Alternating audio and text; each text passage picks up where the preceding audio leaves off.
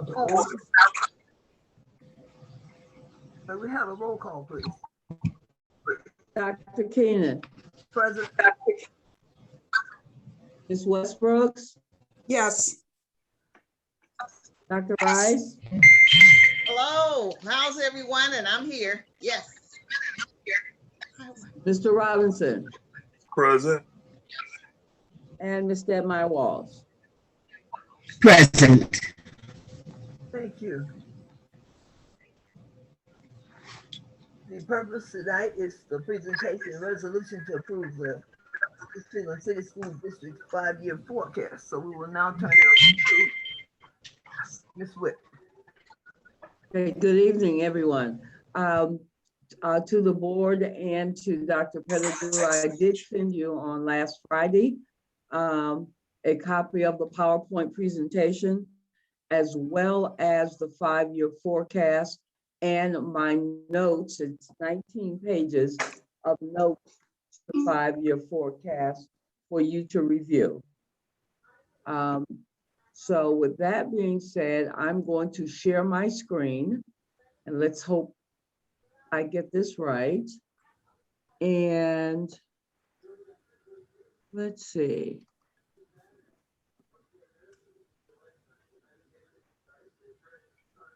Well, I want this.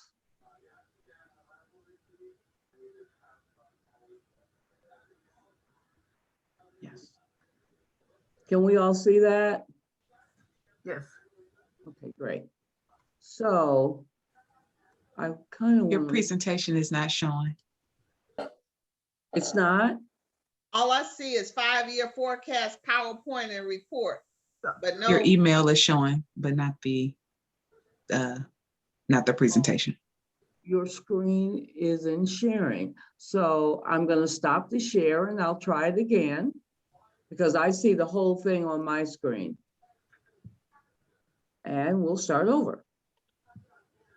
So I'm hitting share screen and it's the forecast right here.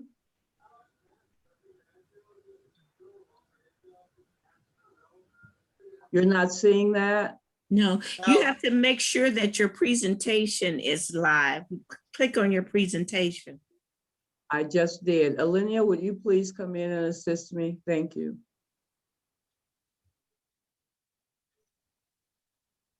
Because I don't know why it's not sharing. Because I'm looking at it Stop and, your share, Ms. Witt. okay.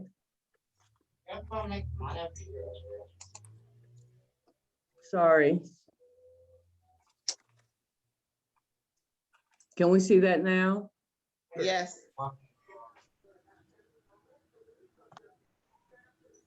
Okay. Thank you. So as I stated, the 5-year forecast is due by May 31st to the Ohio Department of Education. And I did submit the 5-year forecast and the presentation to the board and Dr. Pettigrew on Friday so that, no, please stay on that previous page, please. So that if, for your review, so that we could discuss any questions that you might have at this meeting. So what we're gonna start with is the 5-year forecast summary. This forecast goes from fiscal year 2021 through 2025. So beginning with this forecast, what I'd like to do is move this one second.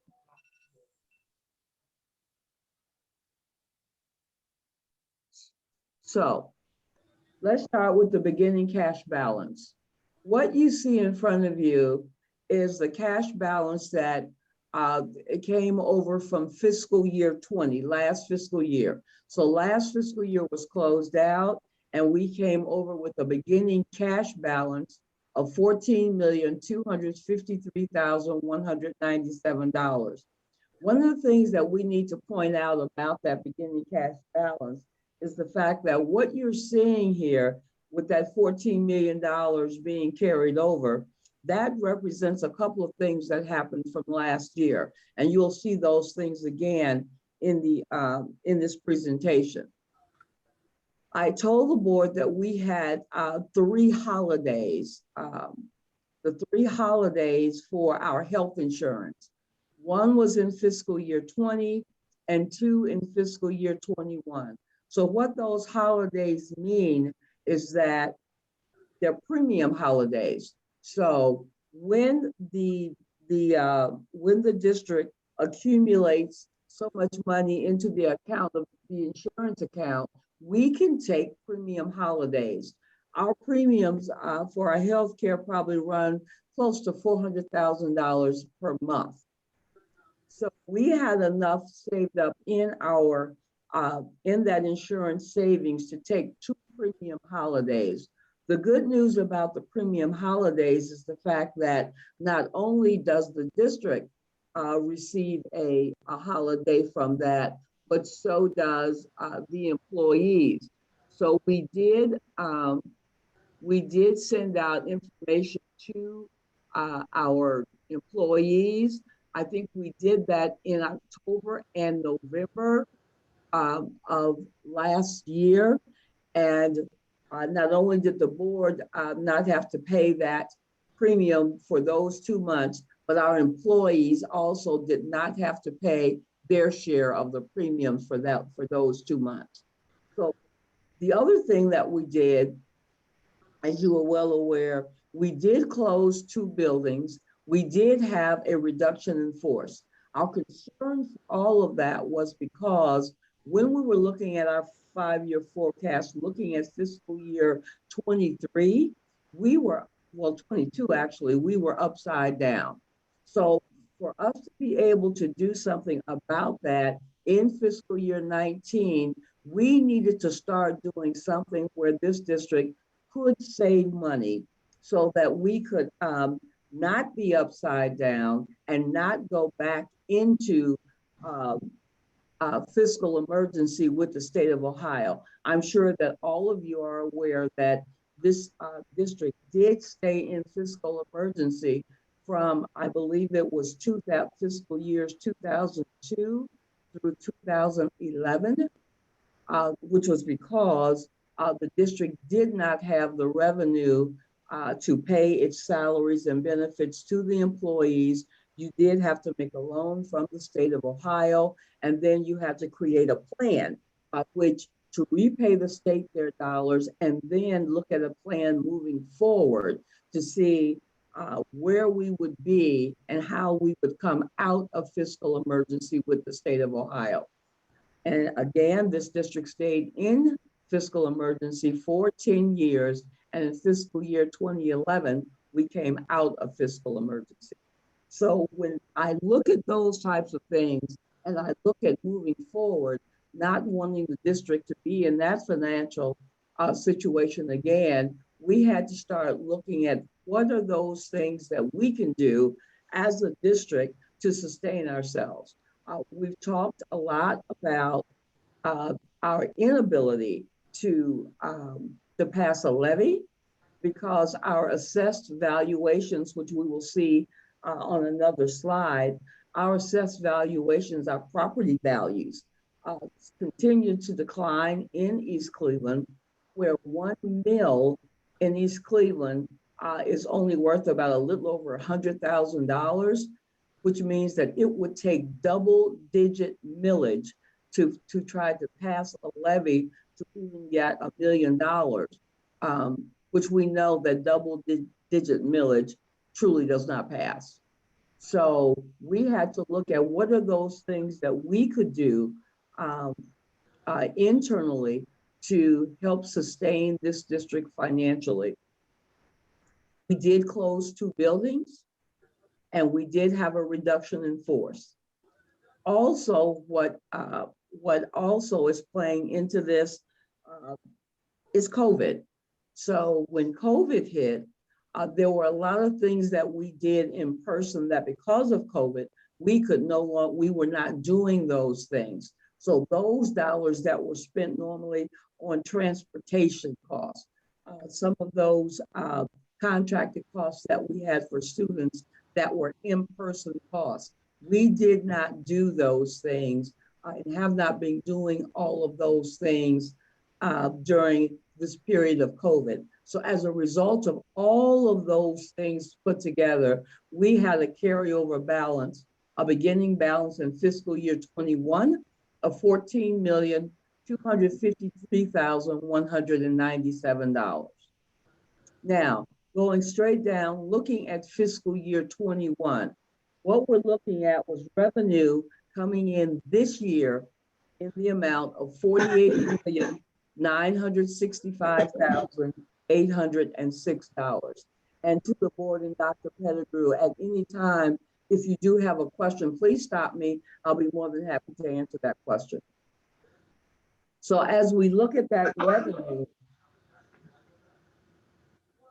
I'm sorry, was there a question?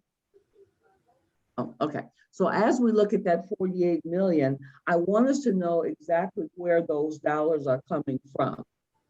So of that 48 million, 12% of that is real estate. That's our property taxes coming from the city of East Cleveland. That's our residential, which is our class 1, our residential and agricultural. And then we have our class 2, which is our commercial and industrial. So 12.18% of that 48 million comes from our real estate, our property taxes. 84.33% of our revenue comes from the state of Ohio. That comes to us in the form of unrestricted revenue, restricted revenue. We have property tax allocation, which is reimbursement for the homestead and rollback that we receive from the state of Ohio. We have, like I said, the state restricted funds, which is primarily for our career tech. So 84.33% of all of our revenue comes from the state of Ohio. 14.7% comes from our real estate, and then a little less than 1% is all other incoming revenue, which could be tuition, rentals, those types of things. Any question about that revenue? 48,965,806. Now, if we're going straight down what we want to look at for this fiscal year, what our expenditures are for this year. Our expenditures this year we're estimating at $45,056,378, which leaves us a surplus. So for fiscal year 21, we're currently looking at a surplus of $3.9 million. Again, I just talked to us about some of the things that created that surplus for us. And it is a surplus that this district actually needs because we are not in a position where we can put a double-digit levy on the books. We do need to have a surplus to go from year to year, because right now we're experiencing that our expenditures are actually less than our revenues. However, please keep in mind, all of this, a lot of this is based on what's happening with us in COVID, because of COVID.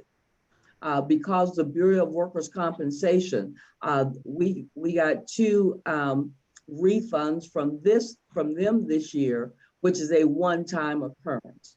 We have received ESSER funds this year, ESSER 1 and ESSER 2 this year, which means because we're looking at those funds, we have been able to use those funds instead of general funds, which help us to have that surplus.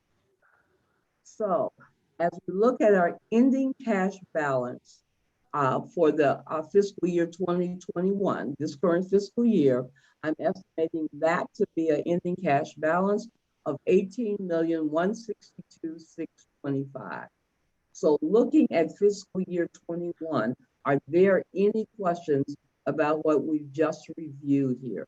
And I'll go into a little bit more depth on the next screen regarding that.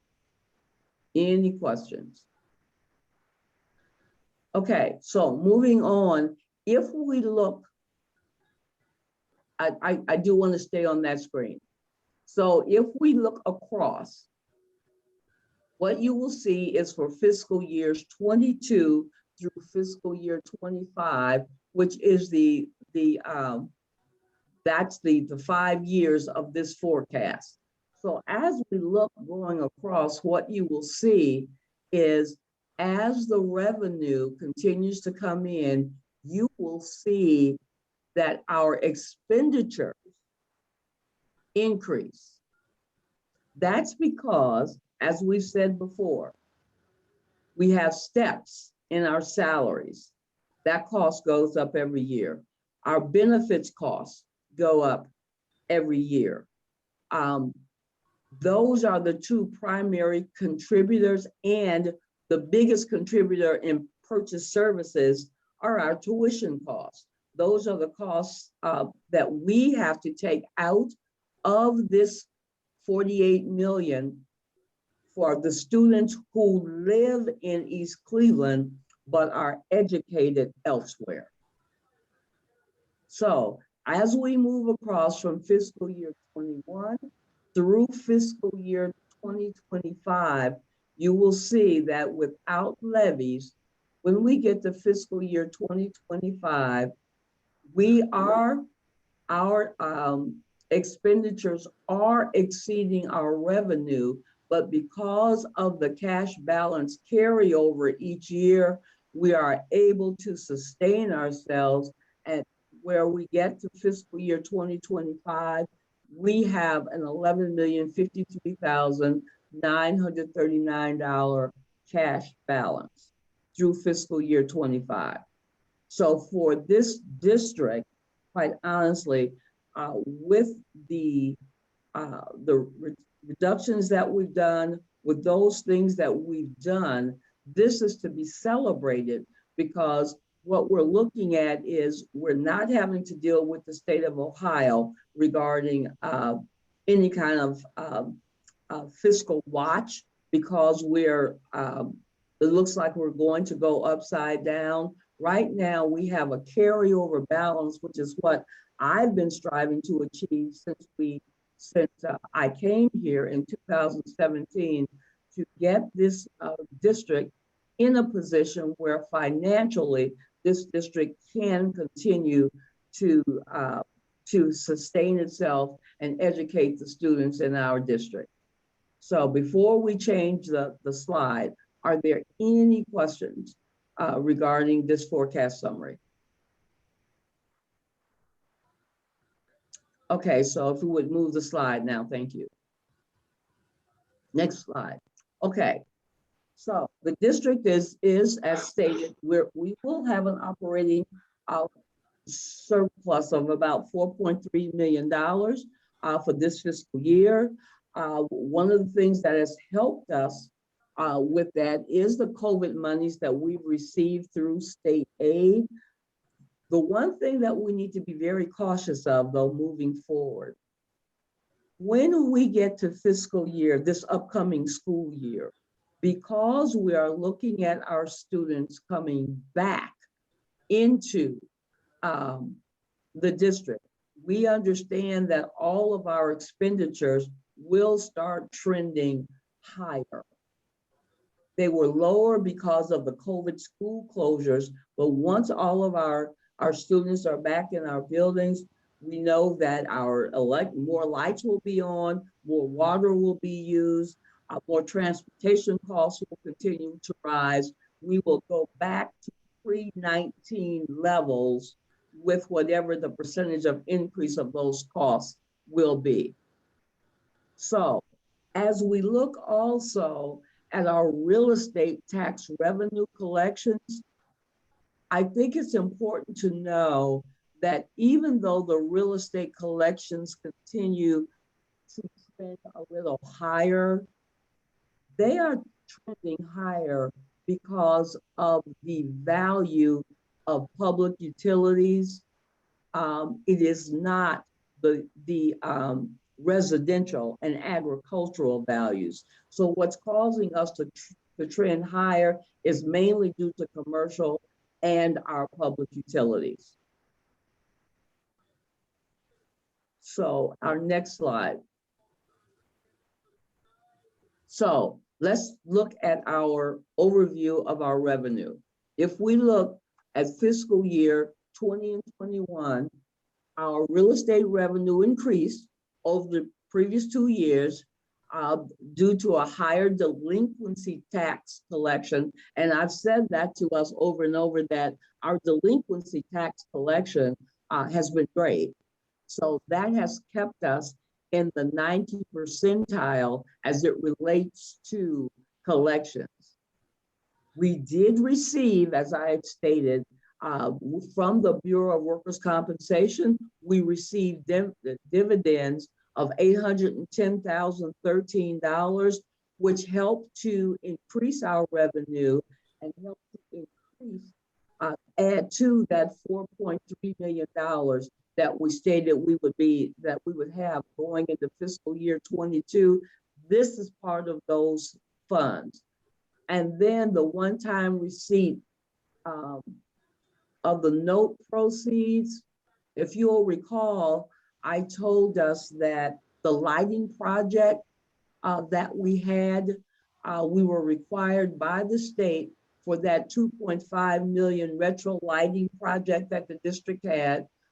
We were required to put those dollars into the general fund. However, they were restricted dollars and could only be used to pay for the lighting project. So that inflated our general fund revenue by approximately $2.5 million because the state said we had to show it there, but those were not dollars that were available for spending out of the general fund. They were restricted. So moving on to the next slide. So as we look, what we can see here on the left side is the forecasted general fund revenue by source. And if you look at the legend at the bottom, what you will see, the blue is the local sources, which is our property taxes. The burnt orange or orange color is state sources. Those are our primary two sources of revenue. And as I stated, if you look there, you will see that the state provides the majority of the revenue for this district. If you look to my right, what you will see is the general fund current year revenues, where it's showing that 68.9% of all of the total revenues come from the state and 28.9% is local sources. So what I need for us to know the difference between what I said on the first page and on this page, what we were looking at was a specific amount of dollars, and where I said 85% of our revenue comes from the state, that is true. However, when we look at our current year and we look at our revenue from all sources, what they're doing is breaking this down and showing us what part of that are our state sources, what part of that is local, and some, we have that tax allocation piece that may be in the 28.9, but those dollars are actually reimbursements from the state of Ohio. Are there any questions? If you look again on the left, you can see again, for example, for fiscal year 21, 14 million of our income is local sources. However, 33.7 million is coming from state sources. The next slide, please. So let's look at our expenditures. We did, as it states there, we implemented a budget reduction plan for fiscal year 21 that concentrated on a reduction in staffing. It was the closing of those 2 buildings, and the savings from that was approximately $1.3 million. The COVID school closings did have show us a significant reduction in our substitute teacher costs because our students were primarily remote. We did not have as much overtime. We did not have through community bus and other contracted transportation services. We did not have those as much of those costs, and our utility expenses, as I stated earlier, certainly were less because the students were not in the buildings. The district, as I stated, did have 1 premium holiday for health insurance in 20, which resulted in a savings of about $400,000. And then we had 2 additional premium holidays that we took in fiscal year 21, which created a one-time savings of $740,000. So what I want us to see is that these are the creative ways that we're looking at. Because we cannot put on that levy, we need to see how can we internally and with the resources that we have, dollars so that we do have money, so that we do have funds from year to year as we continue to educate the students in our school district. The next slide, please. So as we look at an overview of our expenditures, the general fund current year expenditures by object code, salaries and wages, that's in the blue, that's at 39.6% for our current year. Our purchase services, 39.1%, with the biggest part of that being tuition costs, dollars that we're sending out of the district to those students or for those students who are being educated elsewhere. The green is our benefit costs. That's our medical, dental, vision, and life insurance. That's 15.2% of our expenditures. Our supplies is a very minimal 2.2% of our expenditures. Our capital outlay, that's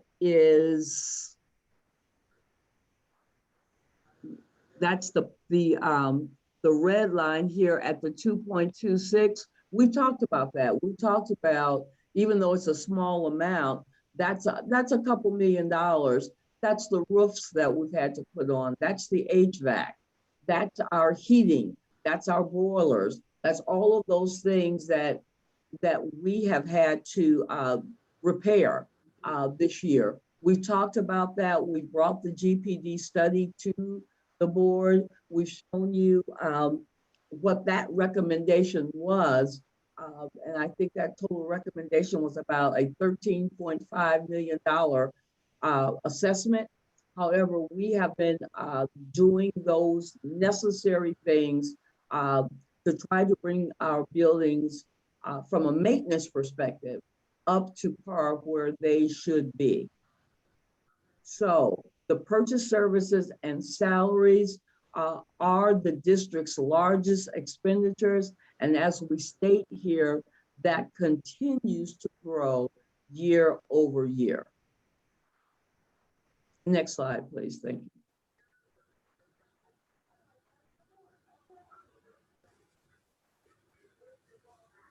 There is a question in the chat that I will get to once we look at our cash, get to the end of the slide. So the district is projected to begin deficit spending in fiscal year 2023, meaning that our expenditures are exceeding the income that we have coming in. We understand that the biggest part of that is in our salaries, benefits, and our purchase services. So this will reduce the cash balance each year. And by fiscal year 2025, because this is a 5-year projection, the cash balance is projected to be $5.2 million less than the projected ending cash balance in fiscal year 21. So that means, yes, we do have a cash balance carryover. However, we are using that part of that cash balance each year to cover our expenditures. Next slide, please.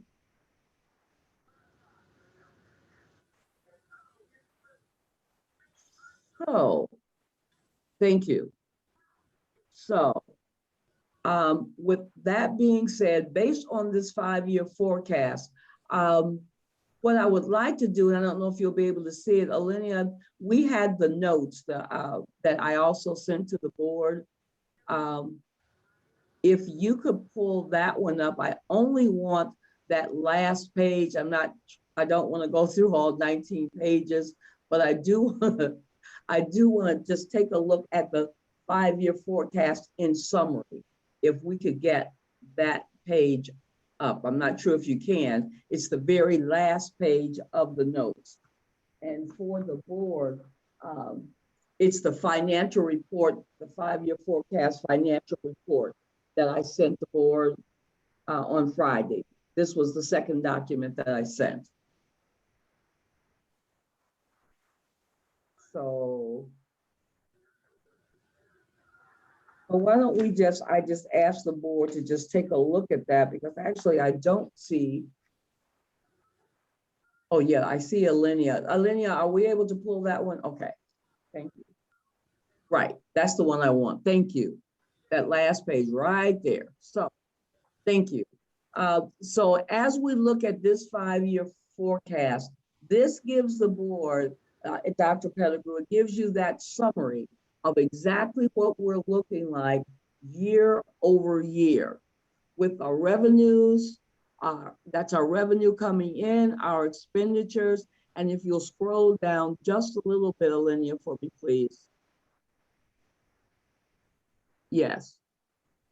So that you can see the cash balances in line 7.020. Yes, right there, showing the cash balance, so that when we get to fiscal year 25, when we go into fiscal year 26, we are beginning with a cash balance thus far of $11,053,939. Now, that's the way, and I need to keep saying this, that's the way the 5-year forecast looks today. Because there are a lot of things in this forecast that can change. We know that the Senate has a funding formula that they're about to vote on. I think it's the Cup-Patterson version that they're looking at voting on, that's in the Senate right now. We don't know what that document will look like once it's passed. We don't know at this point how it will impact our funding. We're hoping positively, but so funding could change. There's no guarantees of any of that at this point. Expenditures certainly will change. We know that year over year, our healthcare costs continue to rise in the district. We know that tuition costs continue to rise. We know that we are going to end up, when we go to this open school this fiscal year, we're actually going to be returning to our pre-fiscal year 19, before COVID, expenditures. So we know that all of our expenditures are going to increase. That's why your 5-year forecast is a fluid document, because all of these things can change. So as we look through that 5-year forecast and we're looking at fiscal year 25, certainly we are in a decent position to have an $11 million carryover. But as I stated, that certainly can change at any time. For the board, Alenia, since you have that document up, one thing that I do want you to pay attention to is if you would just scroll to page 5, Alenia, please. And I would like for the board at your leisure to please pay attention to this page, because what it's doing is, no,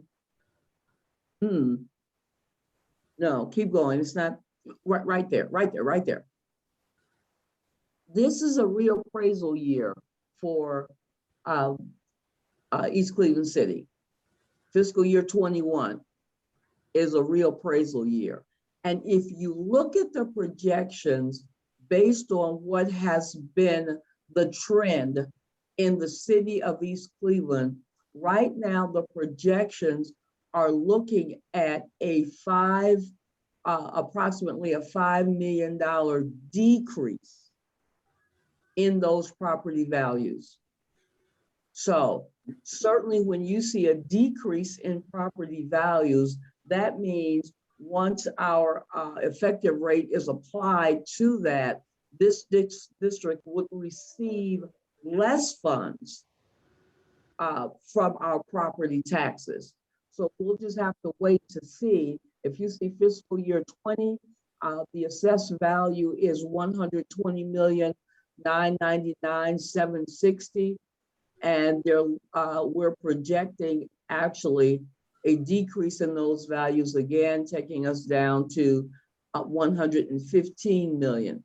I think that the biggest disappointing part of this is if you go back and look probably prior to the recession, probably in 2008, what you will see is an assessed value in East Cleveland closer to about 220 to 240 million. And here in less than, I'd say a little over 10 years, that this city has lost more than almost $100 million in assessed value. And when things like that happen, not only does that impact the dollars that go to the city, but that also impacts the dollars that are coming into the school district. So if you would review, this is a 19-page document looking at all of the revenue, looking at it item by item. It's looking at all of the expenditures item by item. It's giving you a summary at the end of each page of exactly what's happening with that revenue on each of the pages. It's talking about your class 1, which is the residential and agricultural, and your class 2 rates, which are the commercial and industrial. If you want to read through a lot of that, it gives you a lot of information about the types of things that I'm looking at to know exactly what's happening in this district, where those revenues are coming from, and what are those things that we can do moving forward so that we can stay in the black in this district financially. So with that, to the Board of Education and to Dr. Pettigrew, first I'll ask if you have any questions of me at all regarding this forecast.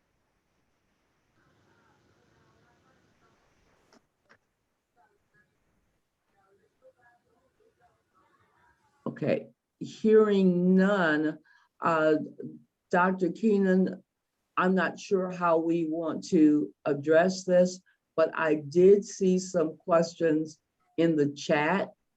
Mhm. Is that something that we should address at this time, or I'm not sure how you want to proceed? I would think so, but that's just my idea. I would think so.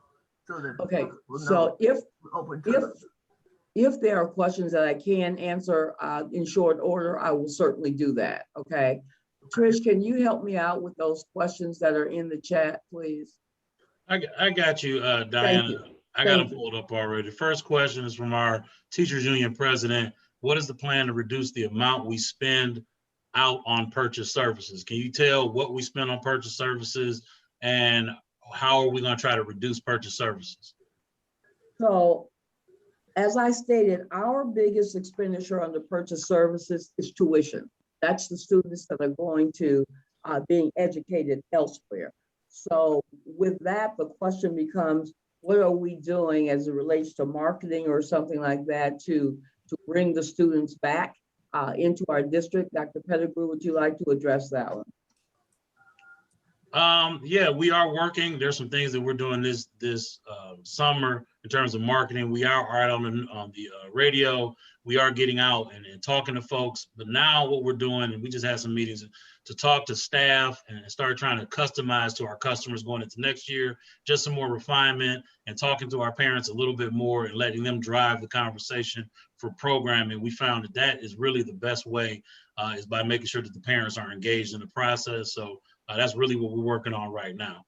In terms of recruitment, it is all hands on deck, getting folks out there, making the process easier to connect to the district. But bigger than that, it's about marketing, public image of the district, and trying to make sure that people see that this is where they should be. So that's kind of what we're focusing on right now. Diana, there's also Can I ask a quick question? I'm sorry, can I answer a follow-up question to that? Can I ask a follow-up question? Very, very briefly, because we want to try to get through all the questions. Yes. Okay, so in the new legislation where the money is coming from, the new money, aren't those funds are not gonna, am I correct in saying those funds are not gonna come from our general fund? In that new legislation, it says that those monies will come from the state when our kids go to other school districts. So have we taken that into account, or are you guys aware of that? Not until it passes as law. Right. So we can run hypotheticals, but until the legislation votes it and approves it, then we could look at the true impact. So as that becomes a reality, that's something that we will examine. And let me just add on to that to say this as well about that. What that basically means is if we are right now, let's say our income is $48 million, and of that 48 million, we have to pass along $4 million to other institutions because they're educating those students elsewhere. All that means is it will no longer pass through your district. What that means is our revenue would then show 44. We would not keep the 48. It would show 44, no longer a pass through, and the state would then just send that money. It would never come through the district. It would just go straight to those other educational facilities.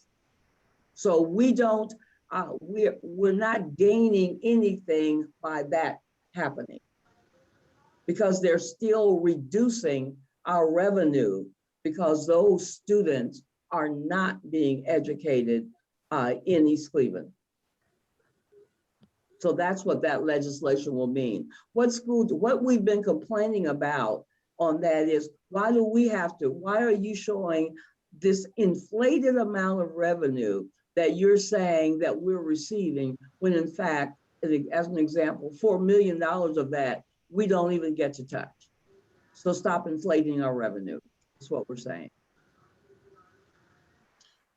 Thank you. Dawn Manasco, can you unmute? And you had a question about the American Rescue funding. Can you ask that question to Diana? Yeah, certainly. Thank you. I was under the impression that the federal money, the American Rescue Plan money that Joe Biden is pumping into school districts would be available for the 2022 year and then the 2023. And I guess I thought that I had heard East Cleveland was set to receive approximately $16 million from the federal government. So I was wondering, is that false? Even before House Bill 110 would even be a thought, this money was supposed to come first. That money, that's the ESSER 3 money that you're referring to, which is not a part of your general fund dollars. So ESSER 3, which is coming from the federal government, which currently says we're somewhere between 16 and 18 million that we're slated to receive. However, those are not general fund dollars, and there are certain criteria on those dollars, how we have to spend those dollars. That's public information. If you go out and pull up ARF, you pull that up, it will show you that 20% of those funds must be spent in the same capacities as ESSERs 1 and 2. And then there's a certain criteria and a population of individuals that will have to come to the table to discuss how the additional 80% will be spent. So, but those funds, as of today, are not available to school districts. It is not available yet. So they don't get included in the 5-year forecast until like they're actually in your hand? They do not get included in the 5-year forecast at all. Oh, They are not a part of general fund funds, unrestricted funds. They do have restrictions. They are outside of your general fund, and the funding code for those ESSER funds is 507. 507 is all federal ESSER funds. 507, never a part of 001. thank you. Mhm. Dr. Rice, you had a question about deficit spending? No, no question, just a statement. You know, we've been deficit spending for a while, and it was indeed my hope that that would cease to be, but they're here again. I can dream. So it's no answer is necessary. Okay. Ms. Wood, do you have any other historical information about deficit spending or anything else? Well, for any school district, especially the way that school districts avoid deficit spending is through new operating money, which is levies, because your salaries, your benefits, your utilities, those things continue to rise. They climb. So you need new money to help offset those expenditures. Without levies, you don't get any new operating money into your district. And if the state pocket does not increase, then you don't have a choice but to spend your cash balance carryover, because we don't have any other monies coming into the district. That's why it was so important that carryover. I'm just ecstatic where we are as a district right now to see that carryover is constant. It's maintaining us over the next 5-6 years. And we look at, and just to the board and Dr. Pettigrew, if you'll look back at fiscal year 19, when we first saw this, we said we have to do something to stop the bleeding. And we looked inside, because that's the only way that we could stop that bleeding. And we looked at what we needed to do to make this happen. So we just have to continue to looking inward until the state of our city gets in an upward swing. Right now, that's not where we are. So we have to sustain ourselves as a school district and hope that more business and industry can come into East Cleveland, which will help us tremendously. Ms. Witt, one final question I see in the chat, and it's from another one of our board members, Ms. Samara Walls. Do we get paid from Medicaid for childcare? We do not get paid 100% from Medicaid for childcare.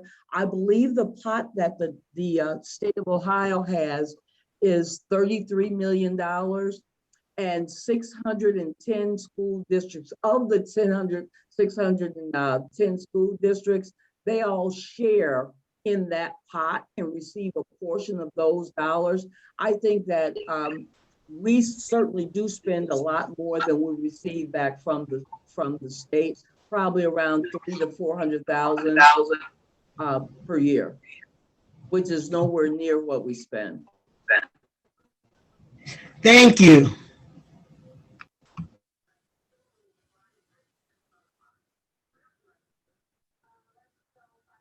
And if there are no other questions, then that will conclude my report for the day. And I would ask the board if they would entertain a motion to approve the 5-year forecast.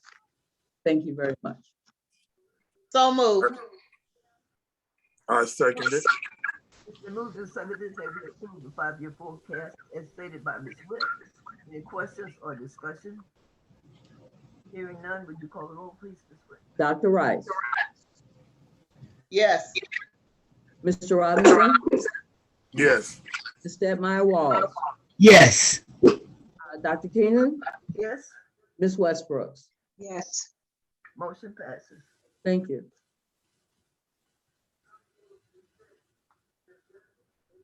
And now we need a motion to go into executive session, if I'm reading this correct.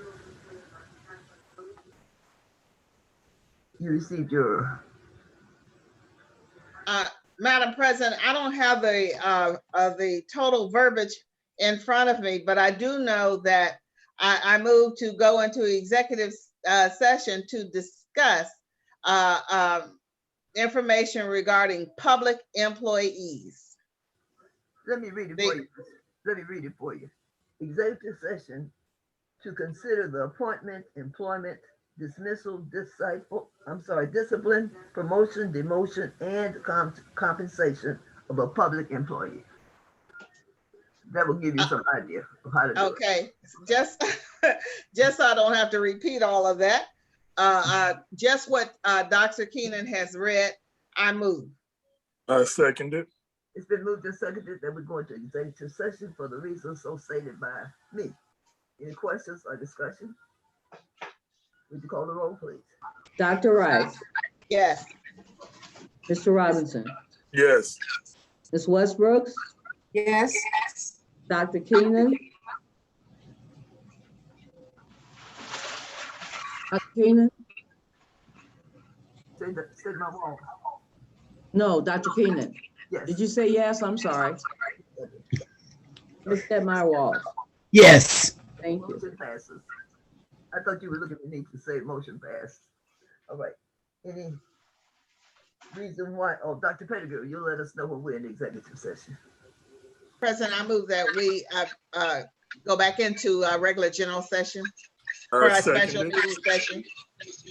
So moved and seconded that we're not in a regular general session. Questions or discussion? Hearing none, would you call the roll, Ms. Witt? Dr. Rice, Yes. Mr. Robinson, Yes. Ms. Stepmy Walls, Yes. Dr. Keenan, Yes. Ms. Westbrooks. Yes. Motion passes. Madam President, we are now in the regular session, and since we have exhausted all the business for this evening, I move that we adjourn the meeting. I second it. Seconded that we adjourn the meeting for today. Any questions or discussion? Hearing none, would you call the roll, please? Dr. Rice, Yes. Mr. Robinson, Yes. Dr. Keenan, Yes. Ms. Westbrooks, Yes. and Ms. Stepmy Walls. Yes. Motion passes. This meeting is adjourned.